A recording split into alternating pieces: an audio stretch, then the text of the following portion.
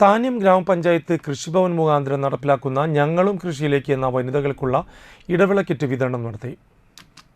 കൃഷിഭവനിൽ നടന്ന വിതരണോദ്ഘാടനം ഗ്രാമപഞ്ചായത്ത് പ്രസിഡന്റ് ശുഭ സുരേഷ് നിർവഹിച്ചു. ഗ്രാമപഞ്ചായത്ത് വൈസ് പ്രസിഡന്റ് OS അഷ്റഫ് അധ്യക്ഷത വഹിച്ചു.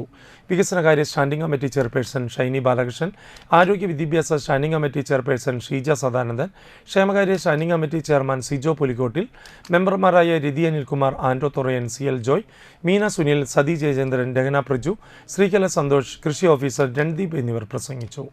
3 ലക്ഷം വകയിരുത്തി 500 കർഷകർക്കാണ് വിതരണം നടത്തിയത്. അല്ലെങ്കിൽ അവർക്കൊരു ചെറിയൊരു വരുമാനം ഉണ്ടാക്കുക എന്ന ലക്ഷ്യത്തോടു കൂടിയാണ് നമ്മൾ കുറേയേറെ പ്രോജക്റ്റുകൾ നമ്മളിവിടെ ഈ ഗ്രാമസഭയിൽ തന്നെ പറയുകയുണ്ടായി.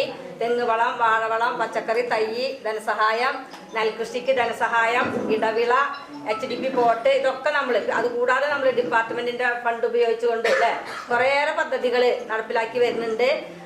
അതും കൂടി ഉൾപ്പെടുത്തിക്കൊണ്ടാണ് ഇപ്പോൾ ഈ ഇടവിള കൃഷി ഇന്നിവിടെ കൊടുക്കുന്നത്. അത് വേണ്ട വിധത്തിൽ യഥാസമയം കൊണ്ടുപോയി കുറേയേറെ കുടുംബങ്ങളിൽ നമ്മൾ ചെല്ലുന്നത് ചീഞ്ഞു പോയിട്ട് കിടക്കുന്നത് കാണാം. അത് പാടില്ല. നമുക്ക് ഉള്ള സാധനം യഥാസമയം ഇപ്പോൾ സമയബന്ധിതമായി കിട്ടുന്നുള്ള കാര്യങ്ങളൊക്കെ കൂടെ ചർച്ച വന്നു.